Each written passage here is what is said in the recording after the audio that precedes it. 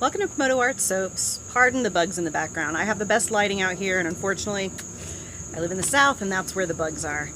So I started making soap for artistic aspect. No desire to do anything natural, couldn't care less about essential oils or benefits to the skin. I just wanted to make pretty things. But the more that I've learned and the more that I've been involved in the soaping groups on Facebook, the more I've actually gotten really interested in some of the concepts of all-natural soap. And apparently there's this ubiquitous white whale of soaping, which is the goat milk, honey, and oatmeal soap. And it's kind of like your great-grandmother's secret sauce for pasta or marinara. There's a million different ways to make it. Everybody swears by their way. There's some people that don't even put milk, honey, or oats in their soap. They just use a fragrance that's labeled oat milk and honey. So I've never made it before, and I don't know which way is best, so I decided to do a little experiment. And it got a little weird. So if you don't mind taking the time, go ahead and watch and see what happened when I added honey, oats, and lye. It was very interesting, to say the least. I want to use the maximum amount of honey recommended, which is about a tablespoon per pound of oils. I'm making a 24-ounce batch, and I'd like to compare 4 different batches. So for that purpose, I'm going to measure out 1.5 tablespoons of honey and weigh it, and then I'm going to weigh it for each of the other batches instead of using the measuring spoons, just to make sure I'm using the same amount of honey for each. Be as scientific as possible here. So in case anyone's interested, 1.5 tablespoons of honey weighs about 1.2 ounces. Now we're going to measure out 1.5 teaspoons of the colloidal oatmeal. So I've tared my scale. We're going to add 1.5 teaspoons. So for reference, 1.5 teaspoons is roughly 0.4 ounces. Mine says 0.39. I'm going to use a tablespoonful of water to each one, just to kind of help blend them and liquefy them. So we're using distilled water, of course. We're going to tare the scale. Actually, we're going to add 2 tablespoons just to kind of help. I really want to make sure that it's incorporated fully. 0.85 ounces of water. Now we're going to try to make a very smooth concoction here with no lumps. That oatmeal looks like it's lumping. I probably should have dissolved the oatmeal in the water first and then added it to the honey. So if you guys want to try this at home, that's what I would recommend, is that you add the colloidal oatmeal to the water. I think it would prevent the clumping. Alright, I'm going to stir this up a little more and then stir up the other 2 as well. Try to get them nice and smooth. So for the first one, we will just be adding lye to the water. The water's starting out at 79 degrees Fahrenheit.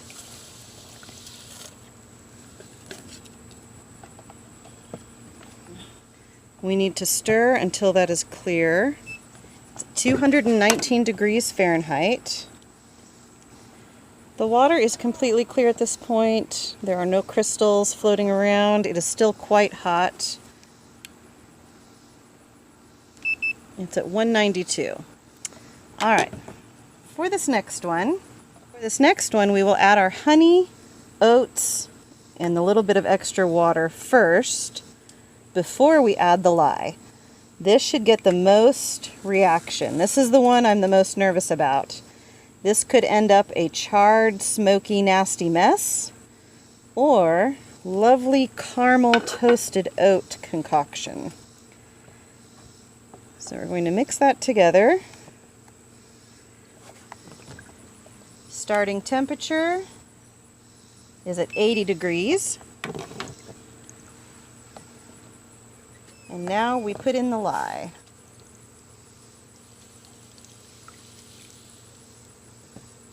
Woo, look at that. The lye turned. Whoa, look at that. That's a very interesting reaction. I want to hurry and stir this in case it burns. But I'm guessing, whoa. Oh, I can actually hear it boiling. Can you hear that? This is crazy. I expected it to burn. I did not expect it to turn this crazy brown orange molten mess. Whoa, let me take the temperature here. 198. I thought it would get hotter than that. Of course, I didn't take it right away when we started. Oh, it's starting to turn black. This is what I was worried about. Was this just becoming a burnt sugar mess?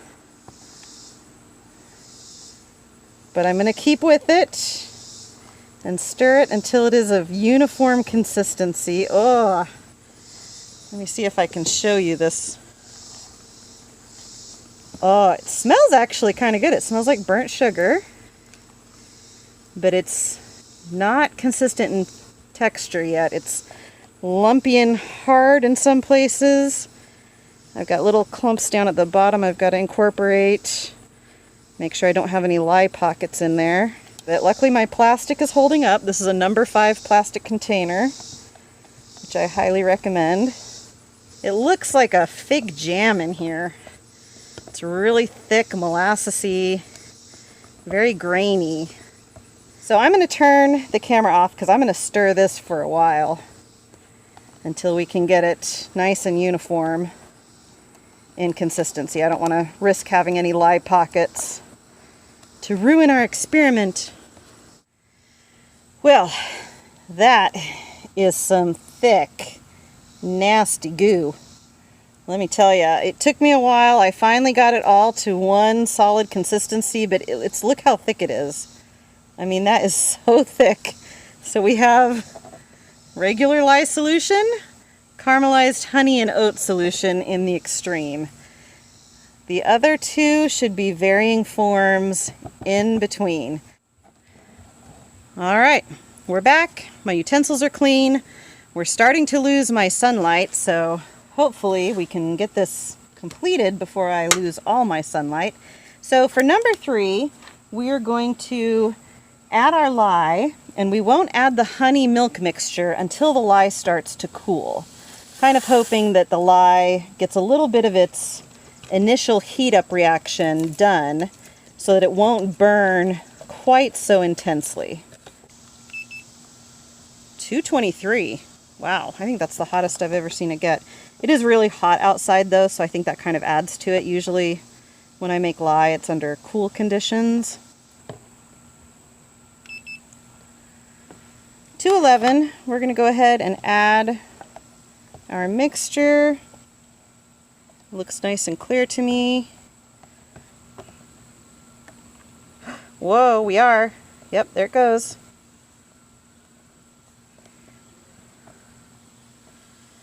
Well, maybe I should have waited for it to be even cooler. Woo!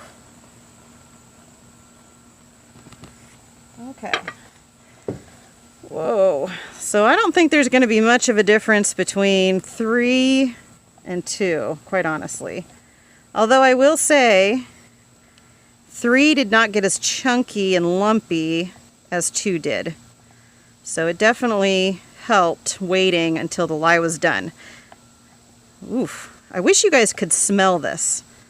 It smells like toasted honey caramel. Oh, it smells so good. Okay, so definitely get the same dark color. It's not feeling as thick, but again, I'm going to play around with this to make sure that it's 100% the same consistency. Right now, it's a little bit chunky. It didn't do that crazy bubbling up, so this was a tad bit more controlled, which I really like. It didn't seem near as dangerous as number 2 did. Number 2 was a little scary, and this doesn't seem as thick. So we're on to number 4. For number 4, we're going to add the lye, and then we're going to cool it down until it is 75 degrees, room temperature, and then we will add the honey and oatmeal and see what kind of reaction we get. All right, it's completely clear now, so I know that my lye is completely incorporated into my water. We're going to go ahead and stick this in an ice bath and in the fridge and cool it down until it's close to 75 degrees Fahrenheit. All right, I think we are ready now. We're at 70 degrees. Oh, I'm not seeing any crazy reaction. Oh, it is turning yellow. Hold on. I do see a little bit of yellowing. Let's see if it does anything else as it incorporates into the lye. Definitely turning a bright yellow. Oh, it's starting to caramelize now. I can see it toasting up and kind of clumping a little bit, so we got to stir it up fast. Keep it moving. Ooh, it's more of a honey color. Let's see if it gets any darker. Let's see the temperature. 95, so it did go up. The temperature did increase by adding the honey. Ooh, now it's looking like marmalade. Woo. Okay, let's see if as it gets darker, if it's getting hotter. 98. Oh, keep stirring. Look at that. It's like clumping and gelling in a very weird way. So I can't tell. It might be clumping in different textures because the oatmeal and the honey are reacting separately to the lye. I don't know, but that is weird. Science is weird. I wish that I was actually smart enough to know exactly what was going on. Like, I wish I had a microscope. Pardon my neighbors driving by. I wonder what my neighbors think of me, sitting out on my back porch with my mask over my face, whipping up these weird concoctions in my backyard. It's like these lumpy, yellowy, slimy things in this orange liquid. Well, it doesn't look like it's getting any darker. Oh, temperature's at 103. I might be wrong about that. There shouldn't be any saponification happening because there shouldn't be any fat in the oats or in the honey. So those globs shouldn't be bits of soap. They're really kind of rubbery and goopy. I mean, let me show you what these things look like. It's just kind of, seriously, it makes me think of marmalade jam where you get the bits of rind in there. I mean, you can kind of smush it out, but see how it's like orange and yellow?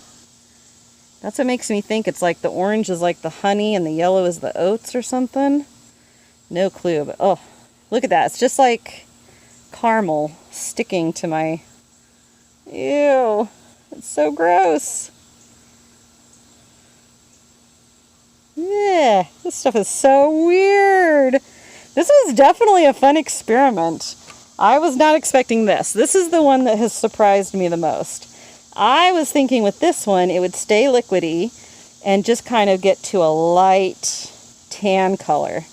Like, I honestly was not expecting this crazy bright orange and these boogery globs in here. So imagine this happening in your soap. I think this is why people get, you know, these crazy volcanoes and soap brain and cracked soap. Because when you add additives, if this is what it's doing, you know, I haven't even added the oils yet or any fragrance oil. And it's already acting this weird. So imagine me having done this in the soap, you know, having just done a regular lye mixture, which is what we're going to do with number one. We're going to do just a regular lye mixture in soap, and then we're going to add the additives. And so all of this will be happening inside the main body of the soap. So, crazy stuff. This one's still staying boogery, like it's not incorporating. I wonder if that's going to cause any problems in the actual soap. Okay, I gotta show you this just because it looks so weird. I'm just kind of taking these, I don't know if you can see them when I smash them up against the wall. See those chunks? And then I just kind of move them around until they start to break up a lot and kind of dissolve back in. So I'm guessing those are bits of caramelized honey. And just like any caramel, you can, when in a liquid, you can kind of agitate it enough to dissolve it. So I'm just kind of pushing up against the side here, trying to get them into smaller chunks. I've been here for a while doing this, and it's just now going down. It got up to 111, and it's just now starting to go down back to 109 where it was about 5 minutes ago. So it's definitely more liquid than the others. Man, this has been a crazy... I almost don't want to stop at 4. I almost want to like, okay, so what if we were to get the lye water down, you know, to really low, like 40 degrees Fahrenheit, and then add the honey and oats? And what if we were to do it over ice cubes and all that kind of stuff? It does start making me want to play around even more. But for the sake of brevity, we are going to end it at 4 here. And then we will come back and we will actually make soap with this stuff, okay? Science! Science! Ooh, science!